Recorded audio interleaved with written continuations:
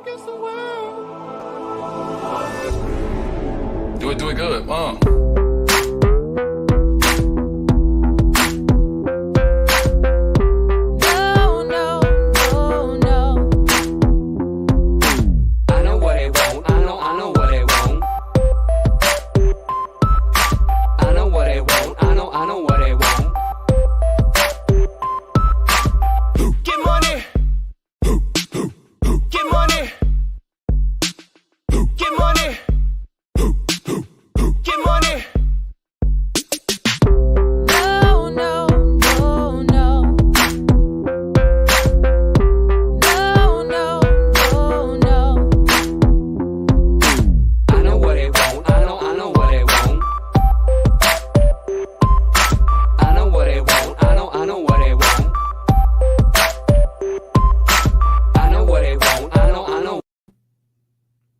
Hey, who'd you talk to? What's going on? It's me. It's Mike Lepre, the King Mike L for Legit Fantasy Football, brought to you by legitpodcast.com.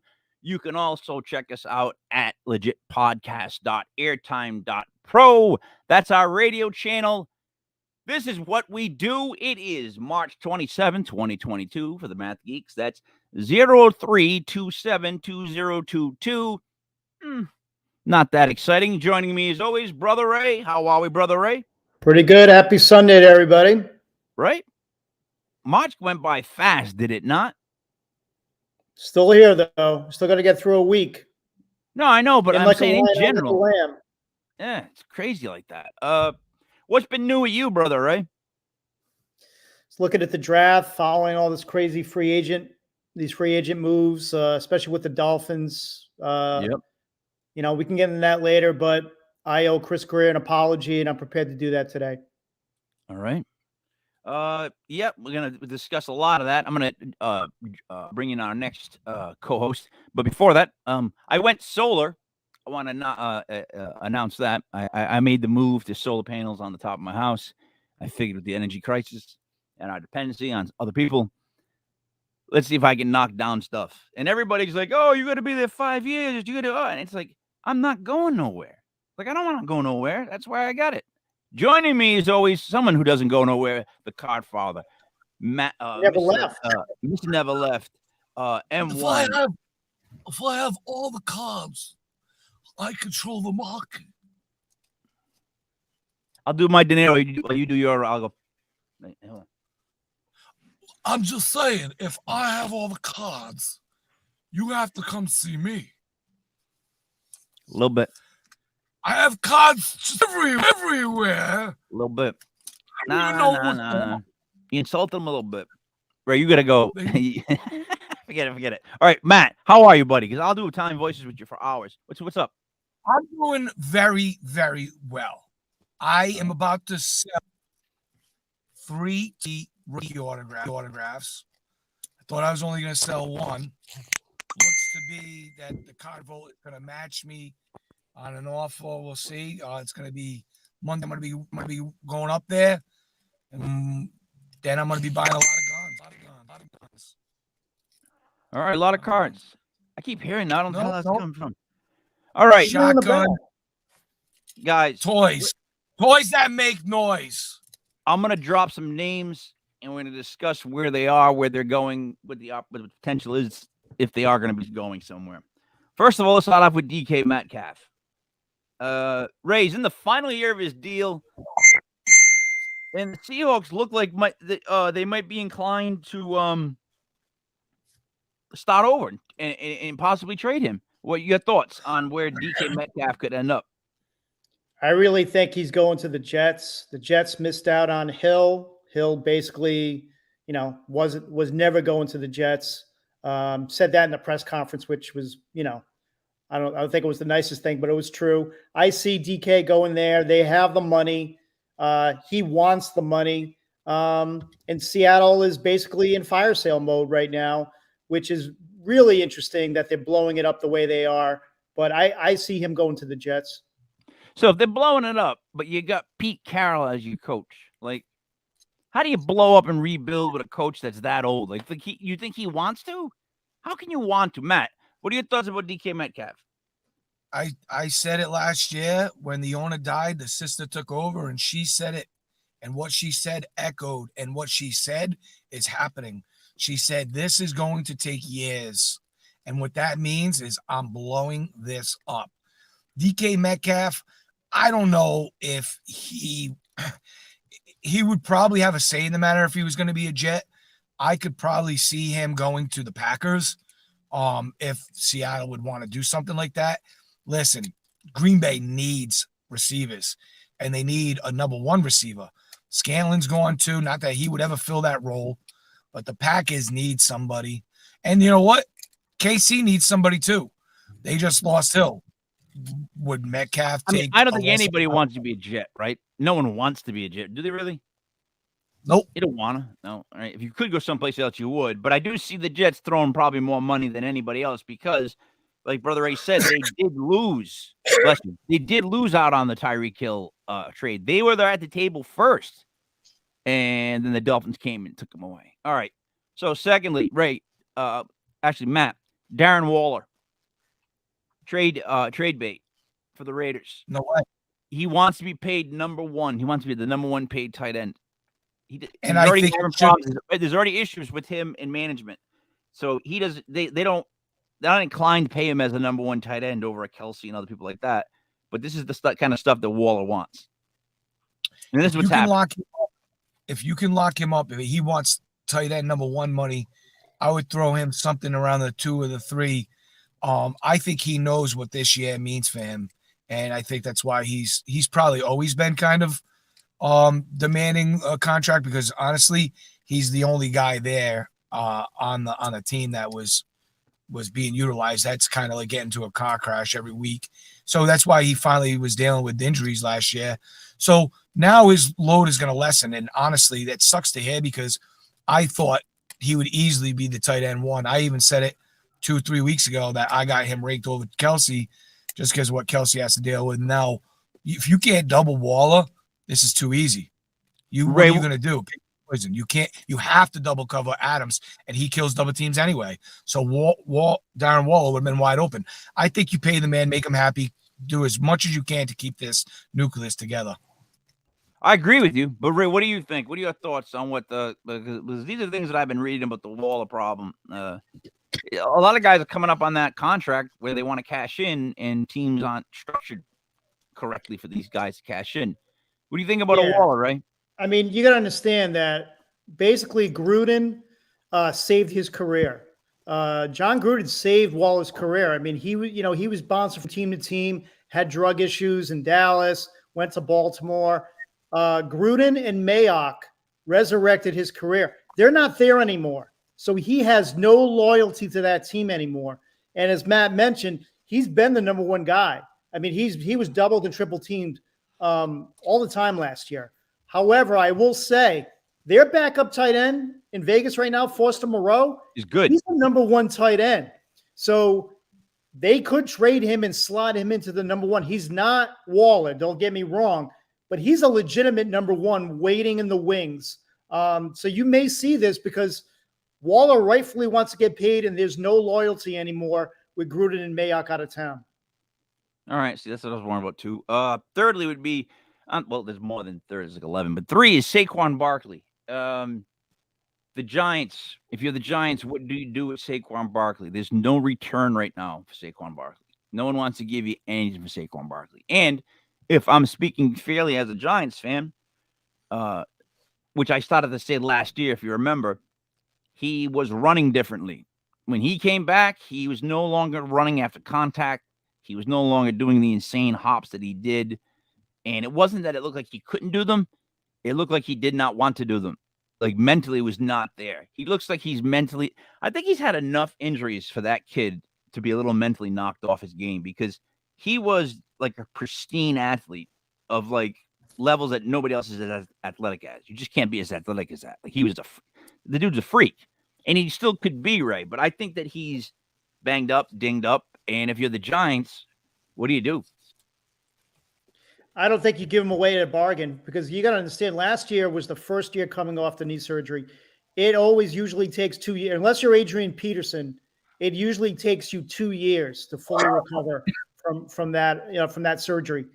I think for what they're getting right now in return, which is nothing, you keep him and you hope that he completely breaks out, and then maybe you have more negotiating positioning next year if you try to trade him or you franchise him.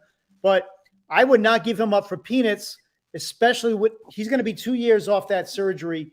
I think he's going to be markedly better this year. Matt, what do you think? I'm not really big on it. I wouldn't touch it. You would trade Saquon? I would totally try to trade Saquon as much as I could, but I wouldn't give him another contract. I don't think that there's anything there. I don't know if there's much value in a trade return like we talked about, but I wouldn't touch him. I would move on. I would move on from Saquon. All right. Next, Ray, I want to ask you this. This one's out of Jets camp that I've been picking up on. There are actually considerations of trading Mekhi Becton due to his weight. Apparently, Mekhi is not managing his weight, and he didn't manage it well in college, and that was like the one knock on him in his write-up. And the Jets are already unhappy with his offseason conditioning, we'll call it. So if you're the Jets and you've got this beast of a tackle that everyone loves, wouldn't now be a great time to trade him to get an early pick, to get another tackle that you know that's going to be a better worker? Like, you realize the mistake that was made. What do you do with this kid? Do you stick with him? He's so promising as a left tackle, but if he's going to have a weight issue, that's something he's always going to have. Like, when you're a guy that big, and I don't even want to pull up his numbers, but he's so big that he's always going to have a weight issue at that size because you're always like 5 to 10 pounds away from being too heavy. It's like, what do you think, Ray? What'd you do with him? Too much talent. They have to make it work. Too much talent right now. You're going to trade him again for peanuts, and then you're going to take another risk in the draft. I thought he was a great pick when they picked him, and he played pretty well his rookie year. So if you really want your quarterback to be alive, your second-year quarterback, and you want to see production this year, you don't go out and trade your starting left tackle before the season starts, hoping that you can get somebody comparable in the draft. Again, I wouldn't. It's all about coaching and making players play. Like, why give up? I mean, this is a weight issue. But to that, we're talking about the New York Jets. Their past history with talent, young talent, has been far from grooming them correctly. They ruin more rookies than, you know what I mean, than the combine. They kill people. So Becton goes to the Jets. You think they're going to take care of him? Like, you think he's in good hands with the Jets? Again, a guy with a weight problem issue like this with the Jets does not make sense. The Jets need somebody that has no problems because they have enough problems of their own. Matt, your thoughts on Mekhi Becton's weight issue and staying with the Jets? I'm with Brother Ray. You got to try and make it work. You have to get somebody around him just to watch his calories, watch what he's eating, keep it on his front, foot of his mind that, nutrition is a value that is key to his output, and part of his everyday work load, not just lifting weights. If you're eating like a pig and you're just putting on pounds, not really too well. So yeah, I think anybody can be worked with if they have weight issues. They just got to have somebody around them that's, shocking them with the electric collar or being like, dude, what are you doing? Fine his I've ass. seen it. Fine right. him. Like, teams have done that before. If you don't lose this weight, you step on the scale, you're over, you get fined. You think it'll work though with him? You honestly, what I'm saying, like, this is a rare person. He's a rare gentleman. Like, you can't get him to hustle. You can't force him to not eat. Like, he's that big. Like, if he was a smaller guy, maybe, but this guy does whatever he wants, whenever he wants, period. So I'm actually a little worried about him because I'll be honest. I was reading this other write up where they were saying that pretty much weight issues are like the hidden killer in a lot of linemen like disappearance. Like, in other words, linemen disappear because of weight, and no one even pays attention to that. And I was like, well, I guess that makes sense, but I don't pay attention to it myself. It's up to them how big they want to be in my book. I'll tell you what, linemen don't really need to be big. They don't. They just need to be solid, like tough. I met like that's pretty big. Like Matt, that's in shape. Yeah, now he's probably got a wicked big belly. Right, you see what I'm saying? Like, look, he can carry. I met a lot of old linemen that really. I'm sorry, Matt. Go ahead. He's just too big. I met a lot of offensive linemen in my day that just didn't really even look like they had any chub on them at all, and were just solid. Yeah, you know. The issue is there's not many people on the planet that are that big and can do the things that he can do, that has feet like that. So when you have, that's why coming out of high school, they're always the highest recruited. Coming out of the college, they're always the highest drafted. There are not many human beings that big, that nimble, with feet, with hands. So you're going to do everything possible to make it work. All right. Let me drop two people on you. You guys can both take a guy and tell me where you want to go, where you're going. Matt, you're Jimmy G. Ray, you're Baker Mayfield. Where do you guys want to go play next year? What's the deal? Where are you playing? Because I heard Trey Lance has been given the 49ers job. He's staying put. That's why Jimmy didn't go anywhere. They don't like, I've said it, they don't like what they see in Trey Lance. Raw, doesn't know the mechanics to throw the ball, read defenses. So they're a little scared of what they did. And that's a lot of picks to move to get up to 3 to take somebody.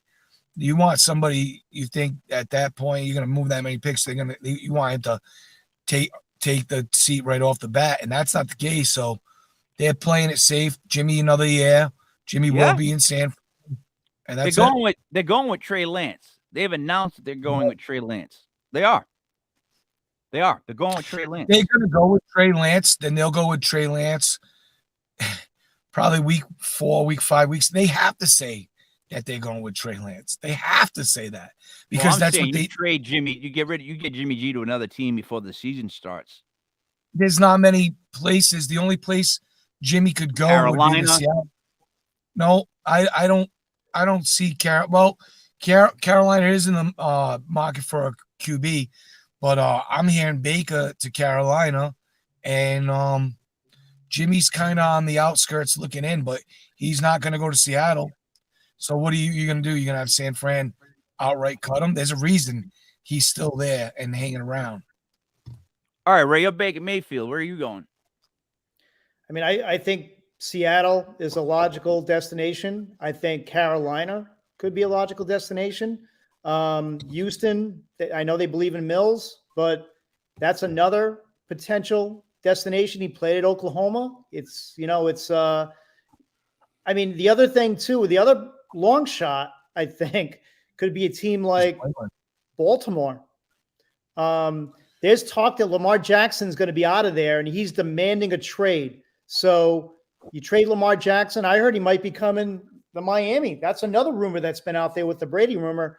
But maybe Baltimore, maybe Tampa. Maybe he takes a year off. He holds a clipboard.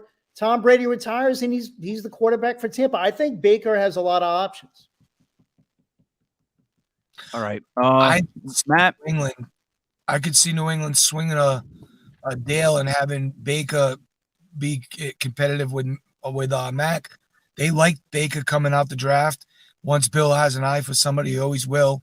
If Baker could just, like Brother Ray said, sit or do whatever, I think that Bill would give Mac the year to see what he does, see if he trends up, and then see what they got in Baker. All right. Yeah.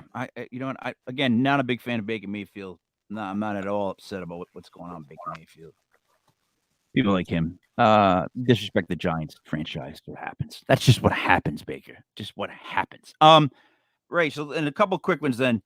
Guys like Grady Jarrett right now, Robert Quinn, Where do guys, veterans like this go? I mean, these are guys that produce every year. Even like a guy like what's his name, Brendan Cooks. Brendan Cook, Grady Jarrett, Robert Quinn, all still. I think Bobby Wagner, all still left in the free agency. What gives? Yeah, I mean, I think Bobby Wagner actually has been linked to the Rams, which would be a devastating signing. If the Rams sign Wagner and Donald staying put and not retiring, that defense is legitimately, I mean, they're already scary. You add Wagner to that, and I don't know what you do against the Rams. But I think everyone has their own situation there. It's really about what do these guys want? Most of them have gotten the big contracts. A lot of them are looking for winning situations. So they will take less money for maybe, a chance with a contender. And a lot of times, these guys will take less years because they want to be able to jump and not get locked in. The other guys may be looking to get locked in because I already got my ring and I just want to get one last contract. So it really depends on the player. Defensive ends, you see a lot of these guys switch from teams to teams. The guys that are not super elite anymore, but were elite. And there's a role for these guys because, again, you're not playing the whole game as a defensive end anymore. All right. I agree with you. Hold on 1 second. I'm answering questions for somebody. I wish they wouldn't ask questions while I did this, but hey, So here's what I wanted to drop on you guys. Ooh, and I'm on somebody's microphone real loud. Oh, that was you, Matt. Listening to the show too loud. Ray, I wanted to go over two different set of groups in the draft. Maybe you can help me with it on a bit more. One would be the Ohio State wide receivers. You got what? Garrett Wilson, Chris Olave. And then isn't there a third kid that they consider like a second round talent for wide receiver? Yeah, I don't have it. His name is not coming up right now, but the first two are going to be first round picks. I mean, Wilson's the speed guy, but I think Olave is the more polished product. And he's been better for longer, if that makes any sense. So I think Olave, in my eyes, is the guy. But we know how people go for speed and they go for numbers. So I think Wilson could jump him. But if it's me, it's definitely Olave. All right. So then, Matt, let me ask you this. Maybe the three of us can put our heads together, which probably wouldn't make it even decent IQ anyways. But the Georgia front seven in the draft, what are we dealing with in that front seven? How many of those guys do you think go? I'd say, how many go? All of them are going to go in the first round. Yeah, I was going to say first round. Ray, how many are there? Like 6 or 7? So 3 out of the 4. Yeah, I mean, there's 3 defensive ends that are pretty much defensive tackles that pretty much and linebackers. I know that there's they go 3 to 6 deep. They leave 6 deep. So my question that front seven is completely. I mean, it's ridiculous. It's the point where, again, this could be the most of a front seven ever in a draft. I mean, Trayvon Walker. But you can just go right down the line with Devontae Wyatt. I mean, it's just they're loaded at every single position. So there are a couple of linebackers that are probably going to go. Matt, you lower the show. I can hear Ray buzzing in my head. It's definitely not me. I got you guys so low I can't even hear you. Oh, all right. Let's see. I'm going back. I'm trying to find out the list. Isn't an exact list of them because it's really disgusting. They projected 10 Bulldogs in the first 3 rounds, period. But you got guys that they got a cornerback and Kendrick, offensive guard, and Slayer. Then the linebackers are Channing Tindall, safety Louis Sine. The other linebackers Quay Walker. Then you get George Pickens, right? Is on Georgia. That's another wide receiver. Then we go another linebacker, Nakobe Dean. So that's 1, 2. That's 3 linebackers that they named, and then they haven't hit the line yet. That's defensive tackle Devontae Wyatt, tackle Jordan Davis, Sailor, Trayvon Shannon Walker. Sailor, linebacker. That's a lot of dudes, all right? It's ridiculous. Yeah, no, they again one of the more talented teams in the last 5 years. Georgia, they're right up there with Clemson and Bama and the prospects that they've sent to the NFL. That was basically like a professional front seven playing in college at one point. Like that's why they won the champ. I mean, come on, that defense was brutal. All right, so Ray, I'm gonna throw this over to you really quick before we go into doing some mock draft and talking about other stuff, because I want to save Brady, the Dolphins, and Hill for the end. So you had somebody prospect you wanted to discuss. Yep. Go right ahead. The floor is yours. All right, we want to start with Brady? No, we'll start with the prospects, All and right. then we'll hit Brady and Hill. All right. This year, it's going to be an interesting year because for the first time since 1995, you could very easily have a punter taken in the second round of the draft this year. He's probably the best punting prospect, maybe in the history of the draft, close to Ray Guy. Like he's in Ray Guy territory, and we all know Ray Guy, first ballot Hall of Famer for the Oakland Raiders. But this guy, Matt Araiza from Arizona, he's 6'2", 200 pounds. Okay. Now the attraction with him is he can kick the ball off, so he can do your kickoffs. Can he do field goals or no? I thought he could do field goals. He does field goals, but they're probably going to use him as a punter and a kickoff guy. But his punting ability is off the charts. He had a 75-yard punt at the combine this year at Indianapolis. He's had 2 80-yard punts last year alone, and he had 5 60-yard punts in his junior year. The big thing with him too is he's 6'2", 200, runs a 4.68 40, so he can cover punts. He doesn't just like run out of bounds or like try to push somebody. He will lay the lumber and knock people out. He's like McAfee. He's an absolute weapon, and he's probably going to go in the second round of the draft this year. Teams with bad offenses are going to take him off the board because he's a weapon. I agree with that, because if you get a kid like that, you get an anomaly that can punt the ball that far, then it's like you're more willing to do stuff in certain spots, and then you're more unwilling to do stuff because you're like, you know what? Let's play it safe because we know he's going to kick it 70 yards. Matt, and how many years do they play? Like they could play like 20 years. Like a punter can play 20 years, right? No, the wear and tear isn't nearly as much as a court player, like a tackle. As we say this, please don't get hurt. Matt, what do you think about a punter in the second round? Sounds like something that Bill would try to trade up to get or trade back to get. It sounds perfect for the Patriots offense because they're going to need a punter. He could be the best player of the Patriots this season coming up.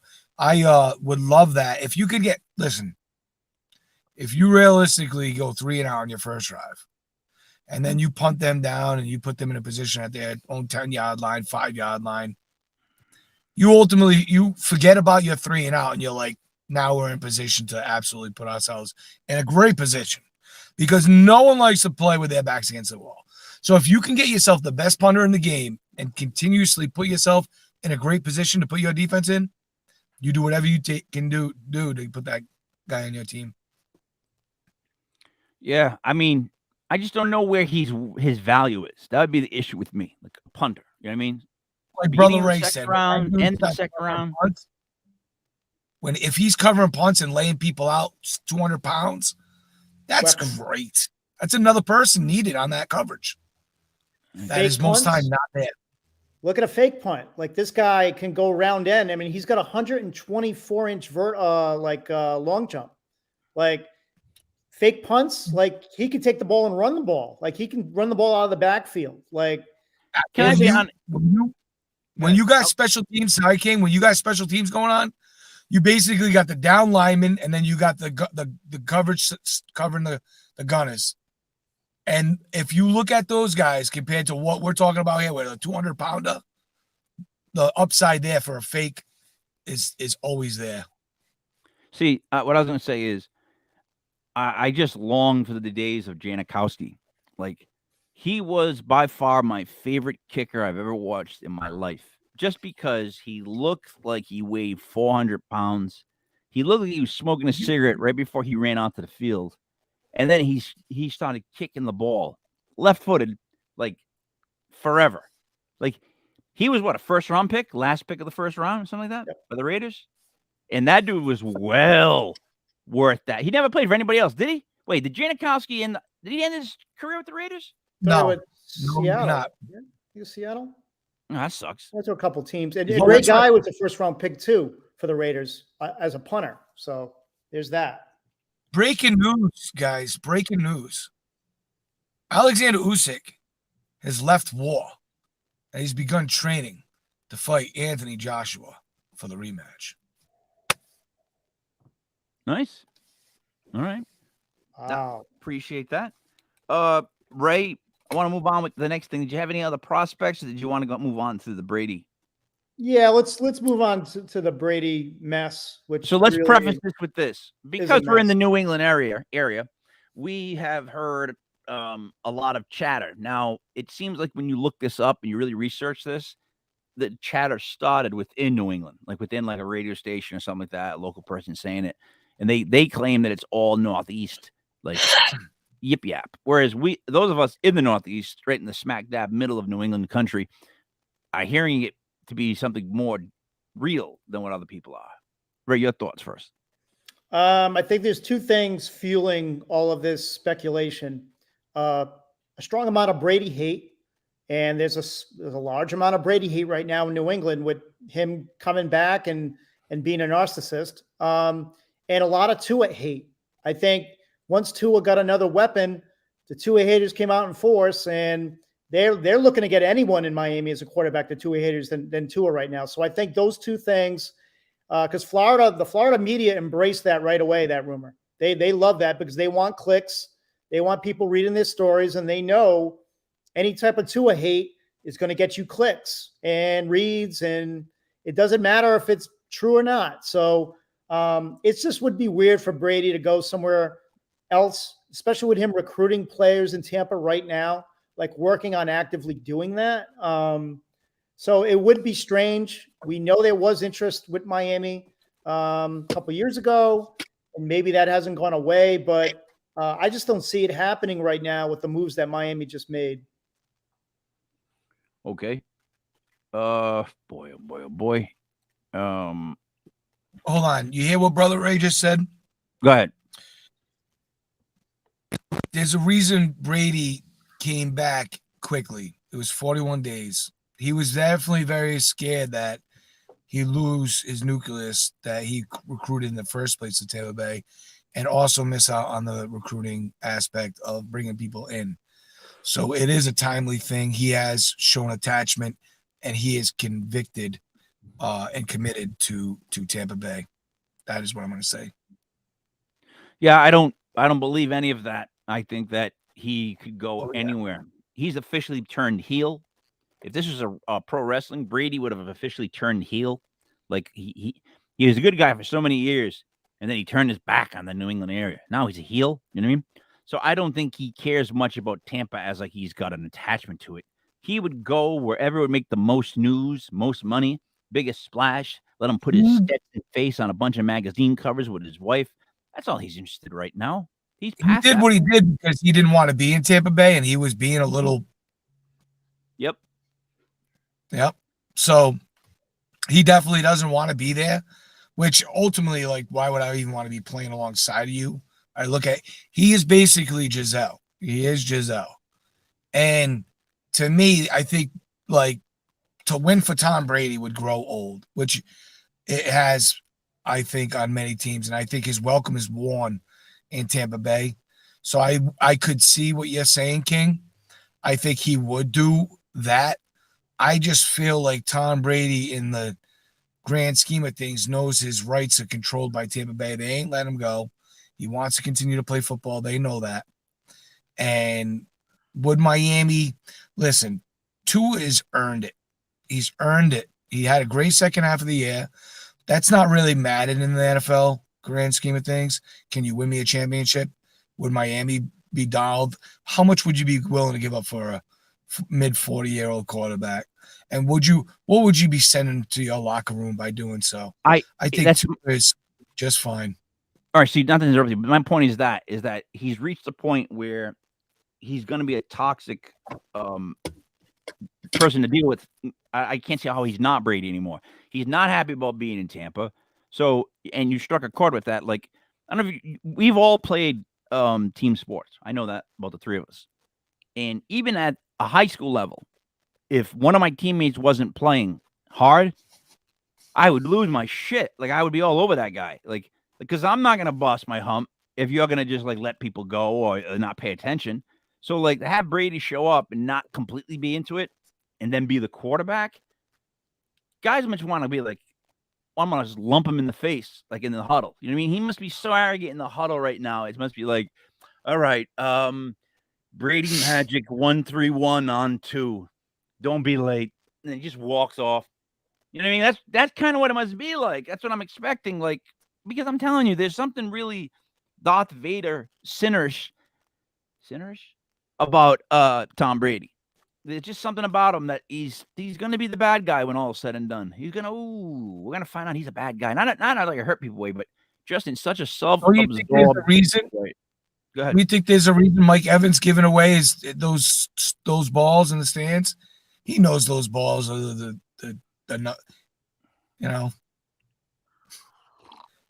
Wait a minute. All you said was Mike Evans gave away balls in the stand, and you went, he knows those balls well. The record touchdown. He gave away the last touchdown, which was his last touchdown, and he gave away the one that broke the touchdown record. That he had to pay the kid $500,000. There was 2 times when he gave up when a ball that had to pay $500,000. Let me say one thing about Brady right now. Go ahead. He had a chance to walk away from the game on top of everything on his 2 feet. Yep. What's going to happen now is he's going to leave the game on a cart. Yep. Because he seems to be that he's got that Muhammad Ali-esque-ness to him that's not going to let him retire. Waving at the crowd on the cart, holding his knee, waving at everybody with tears in his eyes. That's going to be your last vision of Tom Brady on a football field. Gentlemen, I have a 7-round mock draft at fast speed ahead of us. The 3 teams marked are the 3 teams we represent. The Miami Dolphins for Brother Ray, the New England Patriots for Mastradamus, the card father, and the New York Football Giants for myself. Gentlemen, are you ready to start the mock draft? Do it. All right. We've done this now for a couple weeks in a row. Some of them have been similar, but there's been a lot of drops and falls. Let's see where we are with this. All right. So they got the Jaguars going first. They take Evan Neal. Garrett Wilson second goes to the Panthers. Thibodeau to the Texans. The safety, Kyle Hamilton to the Jets. The Giants are up next. They get an offer for the 5th to go back to the 12th, 46th, and 156th, or the 13th and 17th. We're going to reject that one and take Aiden Hutchinson because he's still on the board. They take Charles Cross from the Panthers. The Giants are up next. They could drop back to 20, 52, or 11, 23, 55. Get the first of the next year. Wait, the Giants will take that one. Right, Patriots are up, Matt, at 21. There's a trade offer for the 49th pick, which you wouldn't take. The 61 and the 93rd. And then the 137. So you got to take who's on the board. Who do you like on the board? Dean is tough to pass. I'm going to go with Dean from Georgia. That's who I actually think the Patriots are actually going to take in real life. I agree. All right, so the Giants got to come back here. We would want. See, now I could reach for a tackle, but I know that Zion Johnson. He's a plug-and-play guy, and so would be Kenyon Green, who's still my favorite. So even though they have Zion Johnson so much higher, I'm going to add Kenyon Green. Treylon Burks, too, would be tough to pass. Well, with the Giants not in that position yet. He's on there now. So, look, he's still available. Now, so would the Giants take that Treylon Burks, or would they go Wyatt? Maybe Brisker? Wyatt. But they're going to be getting rid of Bradbury, and they got rid of Logan Ryan. So, and Jabril Peppers is gone. And all you have is Xavier McKinney as a safety. I think the Giants would add a Penn State safety right here. Brisker. All right, that's what I'm going to go with. Let's see. Next up would be Patriots again, Matt. Nope, that wouldn't benefit you. That one either. That's true. They just lost Logan Ryan, who was a safety to Tampa Bay, didn't they? Yep. Yeah, the Giants released them. They just released them, outright released them. They're going a different way. So I know they're going to have to take a safety around that second pick. But look, financially, the Giants can't afford to make the 5th and 7th pick as it is now. They're going to need to trade that 7th pick down to scale it. And quite honestly, they were saying if they can land that one guy like we just did on the first pick, you can drop down a little bit. It's really tough to say here because the Patriots have good edge rushes. Yep. I could see them going with Sanders here from Cincinnati or Arnold from Penn State, but I would rather see like a defensive tackle or maybe safety here because maybe you see Baylor. Baylor kid, he's good. From Baylor is a very nice prospect, and you put him alongside a Duggar, and then you got a good pair. He could replace McCourty, who they have. All right, we're gonna go with the safety out of Baylor. Let's do that. Mm-hmm. So, Brother Ray, my question will be to you, looking on. How good is Breece Hall? Oh, Breece Hall is really good. I mean, he's another one of these guys that's going to get in, probably late second, early third. Well, right there, I'm in the late second or late first, I think. I don't even know where we are right now, but he's on the board. Would I take him or Drake Jackson? I think because I know where Barkley's going, taking Breece Hall might be a real smart move. Yeah, again, you see the trend now with running backs. You're not going to see these bell cows anymore. Those are rare players. So you're going to have a committee backfield. So I would take him, especially not knowing where Barkley's going to be, if he even is going to be on the team by the time the draft comes. Then, Ray, look, I'm up again at in round 3. I'm going to take the kid from Penn State.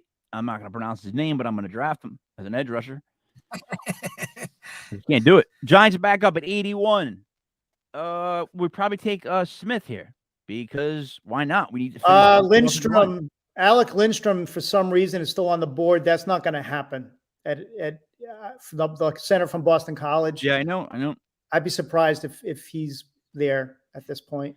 Matt, would you take Matt? No, I'm going to draft. All right. I'm going to go with I'm going with Nevada wideout Romeo Dubs. Nevada's always good for offense. Ray, the Giants make a steal right there then. Yeah, no, they would be doing back flips. Dolphins are up at 102 in the 3rd round. Wow, all right, look up Matt Araiza because the Dolphins are in the market for a punter. And if they can get him at this point in the 3rd round, they are going to take him. He's not even listed as the number 1 punter. They got Jake Camarda. Which is ridiculous, yeah. From Georgia. Another Georgia guy. This list is a little bit ridiculous, but. All right. I'm going to go with, oh, boy. We need a tight end. I'm going to take Jake Ferguson from Wisconsin. Don't we all, King? Don't we all? We lost Ingram. All right. Dolphins are up, right? Yeah, and at this point, they're probably going to look at, a center prospect would be great. Go to offensive line because I don't see anyone else that's jumping out as far as like a legitimate person that dropped. Yeah, I would probably say I'd probably go with Saylor. Definitely, if Saylor's still there, and he won't be, Saylor from Georgia right there. All right. Matty, you're up. I should have never, ever went with a wideout in the last round. The Patriots just don't work that way. They would have went with like an offensive guard. Don't worry about it now. Keep going. Yep. No, go scroll up a little bit. Is there some guys missing? Nope. I thought I saw. Oh no, he was just taken. I'm gonna go ahead and go with the best offensive tackle or guard that I can right about now. So you're going to get either Cole Strange, which is a really high guard, or Rasheed Walker. Chris Tall from Tulsa.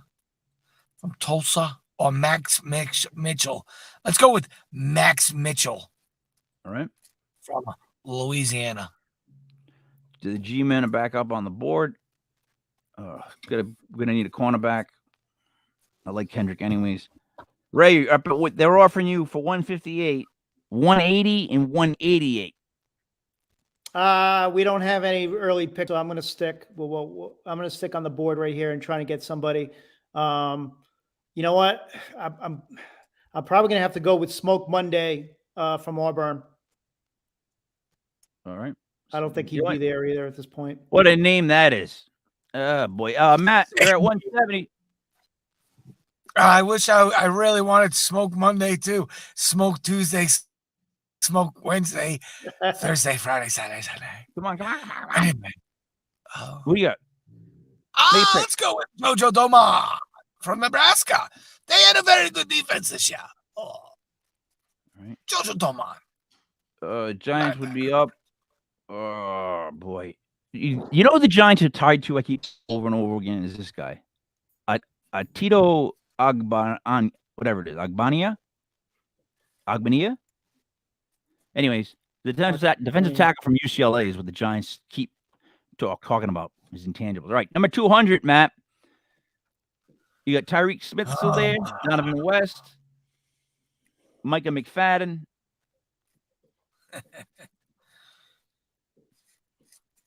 You know what? Nope, I don't. We're going to go with DJ Davidson, Arizona State. Arizona State had a good team this year. Let's take some. Who are you going with? DJ Davidson, DT, Right, Arizona. Dang.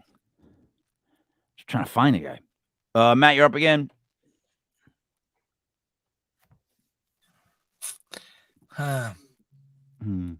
Neil Farrell Jr. from LSU. Join the club, DT. All right, back in the line. Try to get stronger on our defensive side. Get younger. Ray, round 7. Yeah, at this place, you're just looking for somebody that you can get for depth purposes. I would probably say they would go with the defensive tackle from Iowa State, Uwazurki. All right. Boom. Dolphins. You're at 247. Would you trade 247 for 254 and 255? I probably would make that move, yes.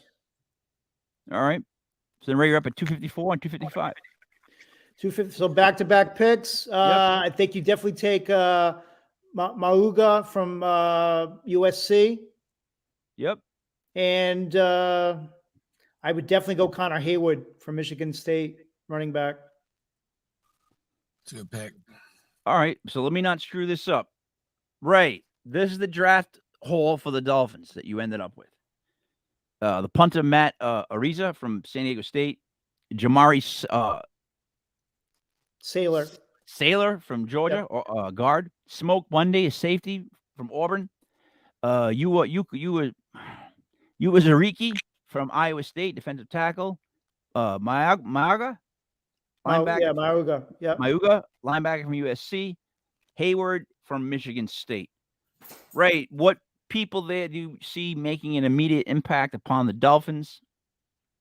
They picked a starter in the 3rd round. He's going to start from day one. They need a punter. He's going to walk on. He'll probably be there for at least 12 to 15 years. So he's a starter right away. Celia gives them depth, interior line right away. Monday could be a nickel guy. Then the other guys are depth. They have needed linebackers. And you take a gamble on Hayward at running back. They've stocked up. If you look at what they did in free agency, yeah, I think they added some depth. All right. Matt, moving on to your Patriots. So you got Nakobe Dean, linebacker out of Georgia. Jalen Petrie, safety out of Baylor. Romeo Dubs out of Nevada. Offensive tackle Max Mitchell, Louisiana. Jojo Doman, linebacker, Nebraska. DJ Davidson, defensive tackle, Arizona State. And defensive tackle Neil Farrell Jr. from LSU.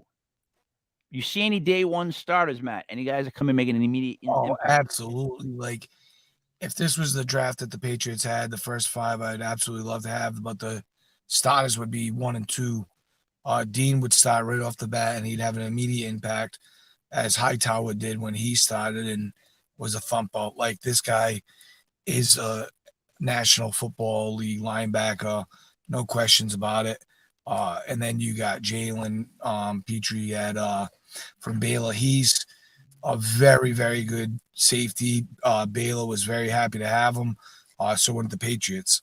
You'd have him kind of not really start right off the bat, but he would start next year every down as he would relieve Devin McCourty, but he would definitely play a lot of meaningful snaps this year. All right, so wait a minute, Ray. What are your thoughts on this draft class and their impact on the Patriots? I think need-wise, I think Matt hit it with what their needs were. I mean, they desperately need linebacker. They desperately need something for the back seven, and I thought the safety was a great pick. They need more power in the wide receiver core. They've missed on a bunch of them. And Mitchell from Louisiana, I think interior line, he's always going to take a gamble that late. All right. Let's move to the next. And this was. I can't hear myself so much. All right. First round, the Giants took Aiden Hutchinson from Michigan. Traded back. Got Kenyon Green, offensive guard, Texas A&M. Jaquan Brisker, safety from Penn State. Brees Hall, running back, Iowa State. Arnold Ibiki Kiti, I don't know, right? Edge, Penn State. Lectus, whatever. Smith, offensive guard from Virginia Tech. Alex Lindstrom, offensive center, Boston College. Jake Ferguson, tight end, Wisconsin. Darion Kendrick, cornerback, Georgia. And Tito Agbaninia, defensive tackle at UCLA. Ray, your thoughts on this draft class for the Giants? I'll tell you what, Lindstrom will never go that late. He's a day one starter. I think he is probably the best skilled lineman in the entire draft. Kenyon Green, I like. So Lindstrom he's going to be, I think, late first, early second. So to get him there, they would be doing backflips. Hutchinson is a stud. He's your next best defensive end. He's going to be a stud. He's like a Bosa type of player, same frame. Green, obviously, is a day one starter. I think Brisker's a day one starter. Hall could probably be a day one starter if they get rid of Barkley. I like the edge guy from Penn State. Again, solid draft. If you get Lindstrom at 87, which is not going to happen, you're doing backflips. I think even getting Ferguson where we got him, or Kendrick where we got him, like that's a lot of picks. Basically, the Giants got, and if they could trade back like that, why wouldn't they? If you're going to get a Lindstrom at 87, I mean, because Kenyon Green and Lindstrom come in and they start immediately, and then maybe even Smith does at the other guard, because all we have in stone is the left tackle, right? Andrew Thomas. We signed a couple guys that one guy could start at center, one guy could start at like right guard. We already brought guys in that could do that. One guy could actually even play a little bit of right tackle. But the goal is to get someone that we can put at right tackle and then, help out the interior, especially with a center. So if you get Lindstrom to play center, Kenyon Green can play right tackle if he had to. That wouldn't be a problem for him.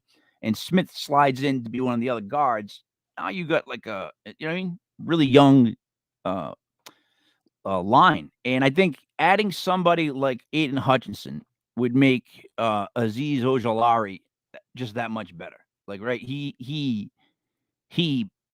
could use somebody from the other end that can blitz, because Azeez Ojulari had a lot of sacks last year and wasn't given a lot of help.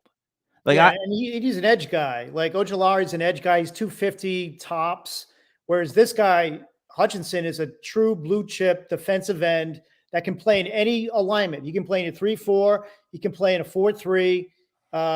He is a true defensive end. He's got the body of a true. He's like Bosa. Basically, you're drafting a Bosa.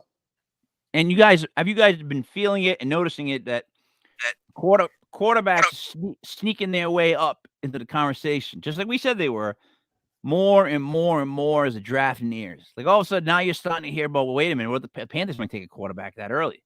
Oh, there might be a run on quarterbacks right around the Panthers spot. Like, I don't know. Like the Panthers don't sign one of these free agent guys I mean, do they start a run at quarterbacks? Because there are a couple of teams that even though they may have a quarterback, would love to get a young one. You know, There'll be 2 in the first round. There's no doubt. Pickett will be a first-round pick, and Malik Willis will be a first-round pick. And Willis may jump Pickett after his combine, after his workout, not the combine, his first pro day. I'm telling you, he may jump Pickett. So there's definitely 2 in the first round, and then Howell will probably be like a second-round or third-round pick. But how high do they go? That's my question, because everyone keeps pointing to the Panthers. Like they keep saying, if you look at it, the Panthers seem like the team that would be primed to do that. Although, who do the Lions have? You know what I mean? Think about the Lions. They're going to run with Goff for another year. Yeah. I'm just saying, if they didn't like him and they decided he's a failed experiment because he hasn't been in the league for a while, they're sitting at a spot where if a team really wanted a quarterback, they would love that, the Lions, if they could drum up any kind of business. You know what I mean? I don't know. They don't seem sold to anybody. The first couple of draft picks don't seem sold to anybody. They don't seem like they're like, oh, we got to take him. Oh, we got to take him. You know what I'm trying to say, brother Ray? Like, it's more like they're like, we'll take the best player that's there. I don't know if that makes any sense. I mean, there are some studs in this draft. Kyle Hamilton is an absolute blue chip stud, safety / linebacker. He's going to go very high. He's highly skilled. We talked about Hutchinson. Evan Neal is about as solid a tackle prospect as you can find. So there are studs, but like you said, there's not that major flash factor. But I think with these quarterbacks now, teams will reach. And I keep hearing Willis is going up that draft board. If he was 6'3", he would probably be a top 5 pick just based on his athletic ability and his arm. Sorry. This right here in front of us, Matt, is a really like they're pretty dead on with the mock drafts. Without any trades, they have it going Jaguars with Neal, the Lions with Aiden Hutchinson, which I can completely see. Makes sense. The Texans want Hamilton. The Jets taking Stingley Jr. But then they blow my mind because then they have the Giants with everybody else on the board. Though all those people, the Giants take Karlaftis. There's no way they would take Karlaftis. They would either go with a Duque, the tackle, or they would go with Thibodeau right there. Ray, would you agree? The Giants. Yeah, I would agree. I think this needs to be adjusted too. They have Ojabo going at 15. He blew out his Achilles at the combine, so I don't think he's going to go 15. He is a top 15 player, but obviously blowing his Achilles, that is not going to happen. I think Devin Lloyd, the linebacker from Utah, I know the Patriots really want him because of his ability to cover backs, wide receivers, and tight ends. He's probably the best coverage linebacker in the draft. Looking at some of the other guys, they got Pickett going high. Yeah, this is way off, right? Because I'll tell you why. They have the Giants taking George Karlaftis, defensive end, Purdue, and then Kenny Pickett, QB Pittsburgh. This would be the worst possible scenario for the Giants right here. Not taking like EK, whatever the tackle is last, Equano at tackle, and then taking Thibodeau at defensive end. Why you would not take 2 pillars like that, but instead take Karlaftis and Pickett? Like, I'm officially getting rid of this. So I'm done listening to those people. Yeah, no Sauce Gardner in there either. There were a bunch of guys that aren't even on that, but like Sauce Gardner is probably going to go ahead of Stingley, although I love Stingley. But I think Sauce Gardner will probably go ahead of him. There's just so much difference on the internet, on different podcasts, like as far as like draft order. Like there's the one where everybody's exactly the same, and they actually repeat certain phrases exactly the same, so you can tell that they just were watching another one and they redid it. No offense to anybody that does that, but you know who you are. And then there's people that like have their own takes, but they're so far off, you're thinking that would never happen. Like if you're the Giants, you got to cash in or get a good deal for that second pick, the 7th round pick. Like that's the spot you want to trade.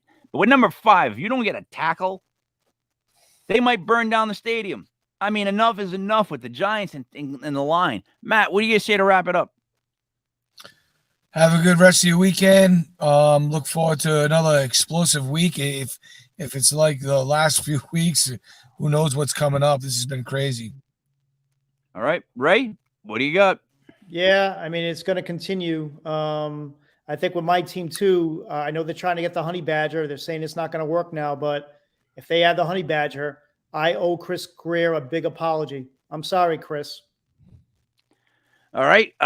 Tonight, I wanted to let everybody know at 7 o'clock, 7:05 p.m. Eastern Standard Time on our YouTube channel, which is actually called Legit Fantasy Sports, or our radio station, which is that HTTPS, the little double dot thing, two backslashes, and then it's legitpodcast.airtime.pro. Tonight, though, we have Paranormal at 7:05. We'll be visited by Lester Velez. Now, Lester Velez is... Hold on a second. Someone's talking back to me. So, Lester Velez is a graduate of the University of Vermont with a Bachelor of Science degree in Business Administration. Beginning September 7th, 1970, he served in the U.S. Army as a field artillery officer and was later vice president of Luscombe Engineering, a Silicon Valley-based manufacturer's representative company. He joined MUFON, the Mutual UFO Network, in 1991 and has held the following positions: field investigator, training coordinator for field investigators, the assistant state director in Northern California, chairman of the AERC, which is the Abduction Experience Research Committee, and team leader of ART, Abduction Response Team. Also during that time, he became a facilitator for an abduction support group in San Jose, California. And in 1994, he co-founded Opus, the Organization for Paranormal Understanding and Support. Lester Velez will share stories and discuss Opus, the Organization for Paranormal Understanding and Support, as well as its mission to reach out and provide help and support to those who have encountered extraordinary paranormal experiences. So now I can't wait to tell Lester tonight about what I deem to be my paranormal experiences. Look, I don't think they're going to match what he thinks is paranormal, but they're paranormal to me, goddammit. It's real to me. So, for the Godfather, the man of many names, and one for Brother Ray, it's me, Mike Leopard King, Mike Yell. This was Legit Fantasy Football, brought to you by legitpodcast.com. We will see you again next week. Enjoy Paranormal Tonight. We're out.